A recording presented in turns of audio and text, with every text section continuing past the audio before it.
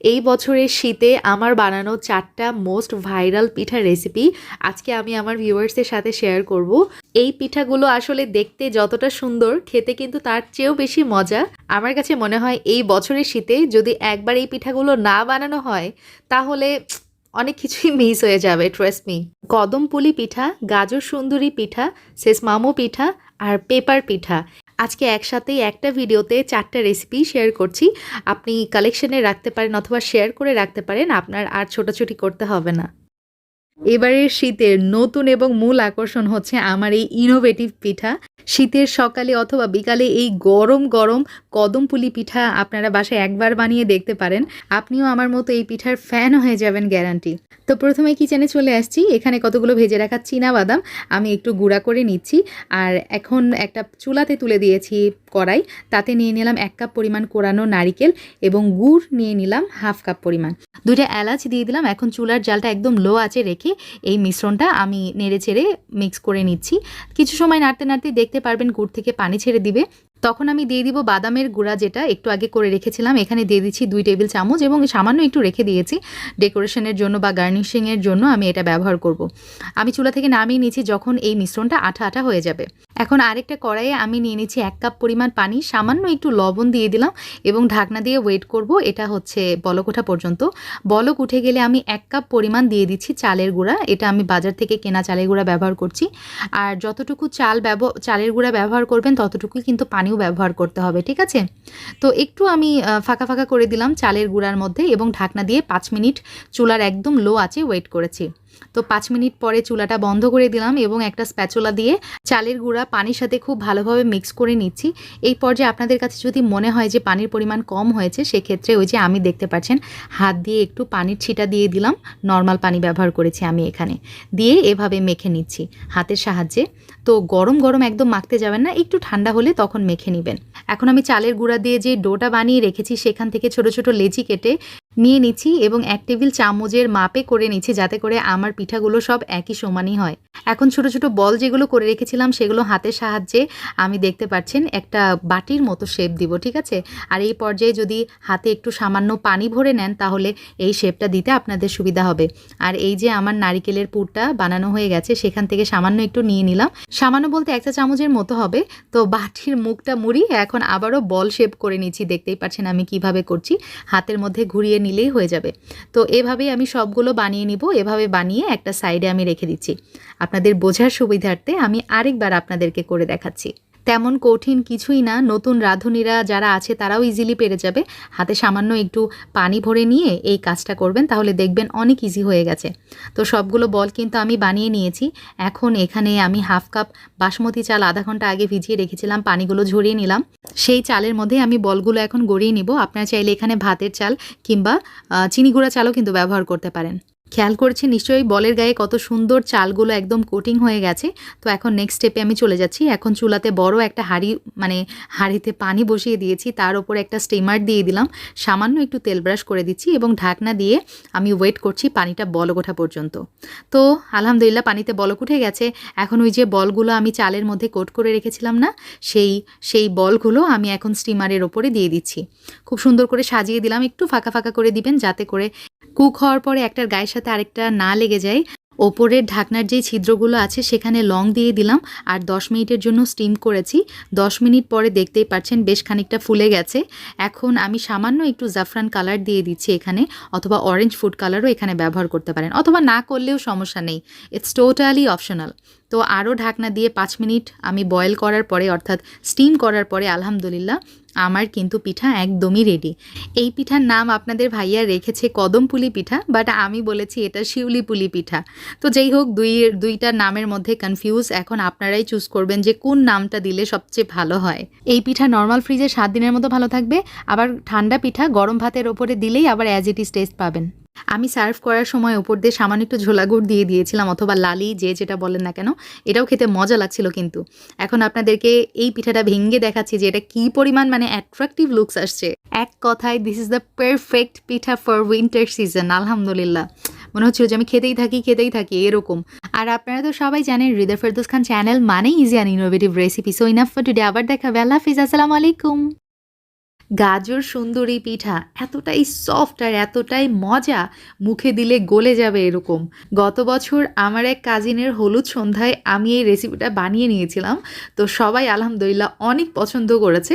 হলুদ সন্ধ্যার যে পিঠার ডালাটা থাকে সেটা কিন্তু দেখতে আসলেও অনেক সুন্দর লাগছিল। আমি একটা আপনাদেরকে ভেঙে দেখাচ্ছি এটা যে কি পরিমাণ সফট হয়েছে আর কতটা মজার, এটা না খেলে একবার বোঝা যাবে না। যারা জীবনে গাজর খায় না তারাও এটা চেটে পুটে খেয়ে ফেলবে। প্রথমে আমার লাগছে নারিকেল, এখানে 1 কাপ নারিকেল নিয়েছি, ঘন দুধ নিয়েছি আমি 1/2 কাপ, তার সাথে খেজুরের গুড় নিয়েছি 1/2 কাপ পরিমাণ। এখন সবগুলো উপকরণ একসাথে খুব ভালোভাবে মিক্স করে নিব। সরি, আমার ভিডিওটা অফ ছিল, আমি দেখাতে পারিনি, ক্লিপটা নিতে পারিনি। আর এলাচ দিয়েছি 2টা। এই মিশ্রণ থেকে পানি ছেড়ে দিলে একটা স্পেশাল ইনগ্রেডিয়েন্টস অ্যাড করব, সেটা হচ্ছে এই যে গাজর কুচি। একদমই চিকন করে গাজর আমি এখানে শ্রেডেড করে নিয়েছি, এখানে আছে প্রায় 1/2 কাপ পরিমাণ। সবটুকুই আমি দিয়ে দিলাম এই নারিকেলের মিশ্রণে। যেহেতু গাজর সুন্দরী পিঠা, তো গাজরের তো একটু ছোঁয়া থাকবেই, তাই না? খেতেও কিন্তু অনেক মজা হয় এই পুরটা, আপনারা অবশ্যই এটা ট্রাই করবেন। পুরটা কিন্তু ভাজা ভাজা হয়ে গেছে, পানি শুকিয়ে গেছে, তো আমি কড়াই থেকে তুলে ফেলছি একটা বোলে। এখন সেম কড়াইয়ে আমি 1 কাপ পরিমাণ দুধ অ্যাড করে দিচ্ছি। এটা কিন্তু আগে থেকে জাল করে রাখা দুধ, তার মধ্যে সামান্য একটু লবণ দিয়ে দিলাম আর 1 চা চামচের মতো ঘি দিয়ে দিলাম। এখন চুলার জালটা অন করে দিব, আমি দুধটা বলক ওঠার জন্য ওয়েট করছি। দুধের মধ্যে বলক চলে আসলে আমি 1 কাপ পরিমাণ এখানে দিয়ে দিলাম হচ্ছে চালের গুঁড়া। এটা আমি দোকান থেকে কেনা চালের গুঁড়া ব্যবহার করছি। তো চালের গুঁড়াতে যখন বলক চলে আসবে দুধে, তখন আমি ঢাকনা দিয়ে একদম চুলা লো আছে 5 মিনিট ওয়েট করেছি। 5 মিনিট পরে আমি দুধের সাথে চালের গুঁড়া খুব ভালোভাবে মিক্স করে নিব। একটু জমাট বেঁধে গেলে তখন আমি একটু অংশ আমি তুলে রাখছি, এটাও আমি কাজে লাগাবো, আপনাদেরকে দেখিয়ে দিচ্ছি। আর এই বাদবাকি অংশের মধ্যে আমি সামান্য একটু স্যাফরান কালার মিক্স করে দিলাম, বা জর্দার কালার যেই যেটা বলেন। এখন আমি এই গরম থাকা অবস্থায় কিন্তু খুব ভালোভাবে মেখে নিব। মাঝে মাঝে হাতে একটু পানি মিক্স করে, মানে পানি হাতে চুবিয়ে নিয়ে তারপরে আমি মেখে নিচ্ছিলাম, যাতে করে আমার এই ডোটা মেখে নিতে সুবিধা হয়। আমি সেমভাবে ওই যেই অংশটুকু আলাদা করে রেখেছিলাম সেটাতে আমি গ্রিন ফুড কালারটা ব্যবহার করেছি। এটাও আমি খুব ভালোভাবে মিক্স করে নিব আমার হাতের সাহায্যে, যাতে করে কালারগুলো ইভেনলি সব জায়গায় স্প্রেড আউট হয়। ব্যাস হয়ে গেছে আলহামদুলিল্লাহ, আমার গ্রিন কালার এবং অরেঞ্জ কালার ডো কিন্তু একদমই রেডি। এখন চলে যাচ্ছি আমার মূল কাজে। এই যে গাজরটা একটা বানিয়ে নিয়েছি, আপনাদেরকে এখন দেখাবো আমি কিভাবে এটা বানিয়েছি। অরেঞ্জ কালার আটার ডো থেকে আমি এখানে ওই যে বাসায় যেরকম আমরা রুটি বানাই না, সেরকম পরিমাণের আটার ডো নিয়ে নিয়েছি। আর একটু হাত দিয়ে রোল করে করে গাজরের শেপ দিয়ে নিচ্ছি। তারপরে এখন আঙ্গুলের সাহায্যে চেপে চেপে আমি একটা রুটির মতো, লম্বা রুটির মতো শেপ দিয়ে নিলাম। দেখতেই পাচ্ছেন এমনটা হয়েছে। এখন আমি দিয়ে দিচ্ছি ওই যে নারিকেলের পুর, যেটা আমি একটু আগেই বানিয়ে রেখেছিলাম। নারিকেলের পুর দেওয়ার পরে এটা চেপে চেপে আমি বন্ধ করে দিব। নিচের অংশ আমার কাছে মনে হচ্ছে বেশি লম্বা হয়ে গেছে, এই জন্য আমি এটা ছিঁড়ে ফেললাম। এখন হাত দিয়ে চেপে চেপে এটা আবারও একটু গাজরের শেপ দিব। ওপরের অংশটা স্মুথ রেখেছি যাতে করে একদম গাজরের মতোই লাগে, আর নিচের অংশটা একটু এবড়ো তেবড়ো হয়েছে, বাট ইটস ওকে, যেহেতু ওই দিকে কেউ দেখবে না, তো এটা নিয়ে এত কনসার্ন হওয়ার দরকার নাই। গাজরের মাথার দিকে আঙ্গুল দিয়ে একটু চাপ দিয়ে গর্ত করে নিয়েছি, যেহেতু ওখানে আমি পাতাটা সেট করব। আর চামচ দিয়ে দেখতে পাচ্ছেন আমি গাজরের গায়ে কিভাবে দাগ কেটে নিচ্ছি। এটা করলে একটু রিয়েলিটি বা রিয়েল ইফেক্টটা দিবে, আমার কাছে এরকম মনে হয়েছে। তো যাই হোক, এখন আমি পাতাটা বানিয়ে নিব। পাতা বানানোর জন্য একটা অল্প করে আমার এখানে গ্রিন যেই আটার ডোটা আছে, সবুজ কালার আটার ডো, সেটা লাগবে। আমি বরবটির মতো ওই রকম লম্বা করে করে নিয়েছি, তারপরে ছোট ছোট করে কেটে নিলাম, যাতে আমি যতটুকু মানে পাতা রাখবো ততটুকুই আমি করেছি। তো ইটস টু ইজি, মানে এই পাতাটা বানাইতে যে আমার এত মজা লাগছে, জাস্ট ওভাবে লম্বা করে চ্যাপটা করে নিয়েছি। তারপরে এই যে চামচ দিয়ে এজেসগুলা আমি শার্প করে নিয়েছি। আমি প্রতিটা গাজরে 3টা করে পাতা দিয়েছি, আপনারা চাইলে এর থেকে বেশিও দিতে পারেন। মাঝের পাতাটা একটু লম্বা রেখেছি আর দুই পাশের পাতাটা একটু ছোট ছোট রেখেছি। আমি চুলার পাতিলে পানি দিয়েছিলাম এবং তার উপর একটা স্টিমার বসিয়েছিলাম। পানিতে খুব সুন্দরভাবে বলক চলে আসলে স্টিমারের ওপর সামান্য একটু অয়েল ব্রাশ করে নিলাম। এখন আমি গাজর একে একে স্টিমারের মধ্যে বসিয়ে দিচ্ছি। আলতো হাতে এটা বসিয়ে নেবেন। আর গাজরের সাথে পাতাগুলো খুব সুন্দরভাবে আমি চেপে চেপে একদম সেট করে দিয়েছি, খুলে যাবে না কিছু না, তবুও সাবধানতা অবলম্বন করা ভালো। তো আমি এটা ঢাকনা দিয়ে 15 মিনিট জাল করব। 15 মিনিট পর আলহামদুলিল্লাহ আমার গাজর কিন্তু একদমই রেডি, সুন্দরী গাজর যাকে বলে। আমি চুলা থেকে নামিয়ে একটা প্লেটে সার্ভ করে নিয়েছি এবং আপনাদেরকে দেখিয়ে দিব যে এটা কতটা পারফেক্ট হয়েছে আর কতটা সফট। এই যে দেখতে পাচ্ছেন পাতাগুলো কিন্তু গাজরের গা থেকে খুলে যাচ্ছে না, কিছু না। আমি নড়াচ্ছি বা মানে যেটাই করছি না কেন, ওলট পালট যেটাই করছি, পাতা কিন্তু মানে গাজর থেকে সরছে না। নতুন জামাই বউকে আপ্যায়নের জন্য এরকম পিঠা বানিয়ে নিতে পারেন। হলুদ সন্ধ্যার জন্য এটা একদমই পারফেক্ট। অথবা আপনারা যারা পিঠা উৎসবে অংশগ্রহণ করতে ইচ্ছুক তারাও কিন্তু এই পিঠাটা বানিয়ে নিতে পারেন। So what do you think about my today's recipe? Can comment me below. ইনশাআল্লাহ আবার দেখা হবে। সেই পর্যন্ত আল্লাহ হাফেজ, আসসালামু আলাইকুম। সাজেক থেকে এটা কি পিঠা খেয়ে আসলাম, এটা খাওয়ার পরে এই পিঠার ওপরে জাস্ট আমি ক্রাশ খেয়ে বসে আছি। ওপরের সারফেসটা ছিল ক্রিস্পি, ভিতরে গুড় নারিকেল সফট, মানে মারাত্মক অবস্থা। আর এটা বানানোও তো এতটা সহজ। পাহাড়ি মেয়েরা যখন এই পিঠাটা বানাচ্ছিল আমি দাঁড়াই দাঁড়াই দেখছিলাম তারা কিভাবে বানাচ্ছে। তো তাদের কাছে জিজ্ঞেস করার পর আমাকে বলছিল যে এটার নাম হচ্ছে সসনামো পিঠা। অনেকেই অনেক নামেই বলবেন হয়তো, বাট আমাকে এই নামটাই বলা হয়েছে। তো চটজলদি সহজভাবে আমার ভিউয়ার্সের সাথে এই রেসিপিটা শেয়ার করব, কারণ হৃদয় ফেরদৌস খান চ্যানেল মানেই সহজ রেসিপি। প্রথমেই আমি নিয়েছি বিন্নি চাল, আর এখানে 1 কেজির একটা প্যাকেট দেখতে পাচ্ছেন 160 টাকা করে আমি কিনেছি। আপনারা যে কোনো ব্র্যান্ডের বিন্নি চাল কিনে নিতে পারেন। তো আমি এখানে 1.5 কাপ পরিমাণ বিন্নি চাল নিয়ে নিব। আর এই পিঠাটা কিন্তু অন্য কোনো চাল দিয়ে হবে না, কারণ বাসাতে আমি প্রথমে ট্রাই করেছিলাম আমাদের নর্মাল যেই বাজারে খোলা চাল মানে চালের গুঁড়া পাওয়া যায় সেটা দিয়ে, তারপরে আম্মু বগুড়া থেকে পাঠিয়েছিল সেই চালের গুঁড়া দিয়ে, কিন্তু কিছুতেই কাজ হয়নি। তো তারপরে কিন্তু আমি বিন্নি চালটা দিয়ে করছি। তো যাই হোক, বিন্নি চাল কতবার পরিষ্কার পানিতে ধুয়ে নেওয়ার পর পরিষ্কার পানিতে 1 ঘন্টার জন্য ভিজিয়ে রাখছি। 1 ঘন্টা পর একটা ছিদ্রি বলে দেখতে পাচ্ছেন আমি খুব ভালোভাবে চালগুলো বিছিয়ে দিচ্ছি এবং ফ্যানের নিচে রেখে দেব 2 ঘন্টার মতো। আর এই ছিদ্রি বলটা হচ্ছে আমার শাশুড়ি মার সংসারের এই একটা স্মৃতি আমার কাছে আছে। তো এই জিনিসটা আমার এতটাই পছন্দ, আমার অনেক ভিডিওতেই হয়তো বা দেখবেন, এটা আমি প্রায় ইউজ করি। তো যাই হোক, 2-3 ঘন্টা পরে আমার চালগুলা কিন্তু খুব সুন্দরভাবে একদম ঝরঝরে হয়ে গেছে, শুকে গেছে। এখন আমি একটা ব্লেন্ডারের জারে চালগুলো নিয়ে নিচ্ছি এবং ব্লেন্ড করে নিব, একদম ফাইন ব্লেন্ড যাকে বলে। আপনারা কিন্তু এই কাজটা পাটাতেও বেটে করে নিতে পারেন। আর এখন আমি সবগুলো আটা একটা বোলের মধ্যে ঢেলে নিচ্ছি। এখন আমি অ্যাড করে দিচ্ছি লবণ, এখানে আছে 1/4 টিস্পুনের মতো। তো দিয়ে সব কিছু একসাথে খুব ভালোভাবে মিক্স করে আমি হালকা কুসুম গরম পানি এখানে মিলিয়ে নিব। অল্প অল্প করে মিলিয়ে নিচ্ছি, একদম অ্যাজ ইট ইজ ভাপা পিঠার মতোই প্রসেস করতে হবে, যেমনটা আমরা ভাপা পিঠাতে করি। আটাটা মেখে নিই, তো সেমভাবেই আমি করেছি। তো আটাটা অল্প একটু পানি দিয়ে মেখে নেওয়ার পরে আমি এখন একটা চালুনি দিয়ে চেলে নিচ্ছি। এখানে একটা প্লাস্টিকের চালুনি নিয়েছি, আমি দেখতে পাচ্ছেন। তো খুব ভালোভাবে একদম চেলে নিব সব। আর এই পর্যায়ে আমার আটাগুলো দেখতে পারবেন একটু ঝুরঝুরে টাইপ হয়ে গেছে। তো পারফেক্ট, এটাই আমি চাচ্ছিলাম। আমার আলহামদুলিল্লাহ সবগুলো আটা আমি সুন্দরভাবে একদম ঝেড়ে মানে চেলে নিয়েছি। এখন আমি নেক্সট প্রিপারেশন চলে যাচ্ছি।